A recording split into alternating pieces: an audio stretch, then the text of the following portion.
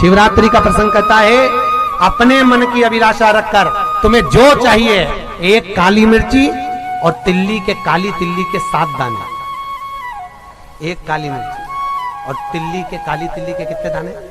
7 दाने हथेली में रखकर अपनी कामना कर कर मन से अपने मन की बात को कहकर शंकर भगवान के शिवलिंग पर चढ़ा दीजिए। आपकी मनोकामना, कहते हैं हर महीने शिवरात्रि आती है, इस शिवरात्रि पर, मुख्य शिवरात्रि पर चढ़ाओगे, अगले महीने की जब शिवरात्रि आएगी तो आपकी मनोकामना पूरी हो जाएगी। एक काली मिर्ची और 7 काली तिल्ली के दाने, मात्र 7। महाराज, जिसके घर में क्लेश रहता हो, बहुत ज्यादा लड़ाई झगड़े हो रहे हैं, सास बहू के झगड़े, ना बहू कुछ सुनने को तैयार ना सास सुनने को तैयार, और घर में बेचारे पुरुषों की आफत, यहाँ भाई भाई झगड़ रहे हो, सास बहुएं झगड़ रही हो, कुछ मत करिए। गेहूं की बाली को तोड़ो।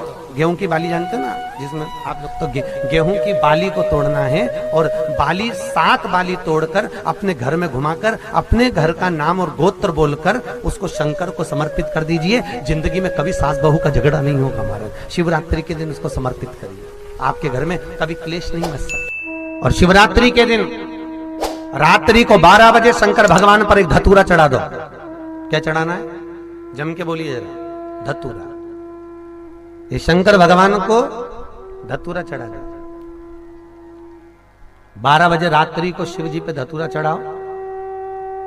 आधे घंटे तक धतूरा चढ़े रहने दो और आप श्री शिवाय नमस्तुभ्यम का जाप करो। जिस शंकर जी पे धतूरा चढ़ाए उस मंदिर के बाहर बैठकर कौन सा मंत्र जपना है? श्री शिवाय नमस्तुभ्यम। फिर से बोलो, श्री शिवाय नमस्तुभ्यम। धतूरा चढ़ाकर श्री शिवाय नमस्तुभ्यम का स्मरण करिए। और जो दुकान नहीं चलती हो, घर में लक्ष्मी नहीं टिकती हो, खेत में फसल अच्छी नहीं आती हो, संपदा नहीं आ रही हो, बस उस धतूरे को लाल वस्त्र में बांधकर अपनी दुकान में, अपने व्यापार में, अपने घर में रात को 12:30 बजे उठाकर लाओ और 4 बजे के पहले उसको अपनी दुकान, व्यापार, व्यवसाय में उसको बांध दीजिए। और अगर जो जमीन फसल सही नहीं दे रही हो, उस जमीन में ले जाकर गाड़ दीजिए। आपको जीवन में कभी तकलीफ नहीं भोगना पड़ेगी, लक्ष्मी बढ़ती चली जाएगी। महाराज, संपदा बढ़ेगी। जो व्यक्ति ज्यादा बीमार रहता हो, बहुत बीमारी उसको घेरे रहती हो, परेशान रह रहा हो, बीमारी बनी हुई है, तो बोर चढ़ाइए। बेर, क्या बोलते हैं यहाँ पर? बेर की बोर, वो खाने वाला बेर जो होता है, उस बेर को 7 बेर ले लो और 7 बेर को लेकर अपने ऊपर से घुमाकर शिवरात्रि की दोपहर के 12 बजे शंकर भगवान के शिवलिंग पर ले जाकर उस बेर को चढ़ा दीजिए। आपका रोग, आपकी बीमारी मात्र 3 महीने के अंदर समाप्त हो जाए। शिवरात्रि के दिन बेर चढ़ाने का बड़ा महत्व है। और शिवरात्रि पर चढ़ा हुआ वो बेर उठाकर ले आइए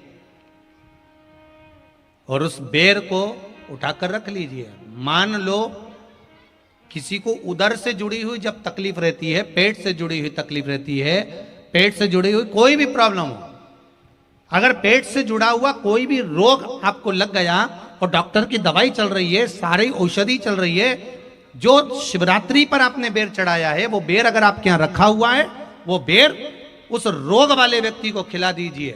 आधे घंटे के अंदर पेट का दर्द, पेट की तकलीफ, पेट का कैसा भी रोग होगा, एकदम आराम लग जाएगा। उस बेर में इतना दम, इतना प्रबलता आ जाती है शंकर को, जो शिवरात्रि के दिन बेर चढ़ाया जाता है।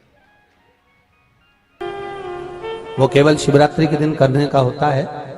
कहते हैं जिसका व्यापार ना चले, व्यवसाय ना चल रहा हो, बहुत ज्यादा कष्ट में जीवन निकल रहा हो और बहुत ही ज्यादा तकलीफ हो रही हो, तो धतूरे को हल्दी में डुबोकर शंकर भगवान को शिवरात्रि के दिन रात को 12 बजे समर्पित करें।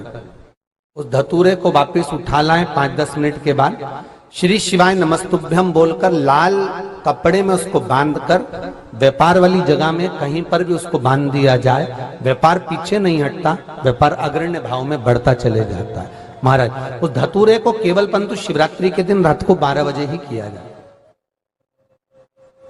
हल्दी में डुबोना पड़ता है।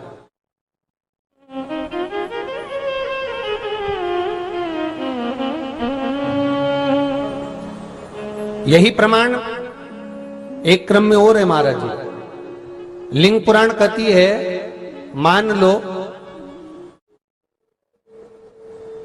किसी व्यक्ति को कोई एक भारी बीमारी हो गई, बड़ा रोग हो गया, और वो रोग डॉक्टर कह रहा है कि ये ठीक नहीं होना है, बहुत तकलीफ उसमें है और कष्ट ही कष्ट है, वो ठीक नहीं हो रहा, दवाइयां लग रही, गोलियां खा रहे हैं, तो महाराज उसका भी वर्णन है। 7 धतूरे, कितने धतूरे लेना है?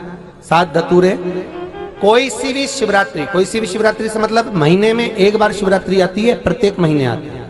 किसी भी शिवरात्रि के दिन 7 धतूरे लेकर, एक धतूरे में मौली, लच्छा, नाड़ा लपेटकर, चंद्रमौली भगवान का स्मरण कर उस मौली को लपेटकर, 6 धतूरे में हल्दी लगाकर शंकर भगवान की जो जलाधारी है, जलाधारी में आपको पहले भी वर्णन किया है, शंकर भगवान का ये शिवलिंग है, ये जलाधारी है, ये भगवान का जल निकलने का स्रोत, चरणारविंद का भाव। शिवलिंग जहां रखा हुआ है, ये पार्वती जी का हस्त कमल है, जो ये गोल भाग है, ये पार्वती का हस्त कमल है, जहां शिवलिंग रखा है। जहां से जल नीचे गिरता है, उसके सीधे भाग में श्री गणेश जी महाराज का स्थान है, उसके उल्टे भाग में श्री कार्तिकेय जी का स्थान है। जलाधारी के सामने एक मोटी सी लाइन होती है, कहीं सांप बना होता है, कहीं स्थान बना होता है। जो मोटी सी लाइन है, ये शंकर भगवान की सबसे छोटी लड़की अशोक सुंदरी का स्थान है। जलाधारी के ऊपर जो 3 टेकी लगी है, ये भृगु ऋषि का, भृंगी गण का स्थान है। इसके ऊपर जो कलश है, कलश में जो पानी भरा जाता है, वो पानी जो बूंद बूंद नीचे गिरता है, ये शंकर भगवान की 5 लड़कियों का स्थान है। जया, विषहरा, सामरीबारी, धोतली और देव, ये 5 लड़कियों का स्थान है। शंकर भगवान का संपूर्ण परिवार शिवलिंग के सामने से, जहां से जल चालू होता है गिरने के लिए नीचे की ओर जब जल जाता है, उस स्थान पर भगवान शंकर के सारे गणों का स्थान है।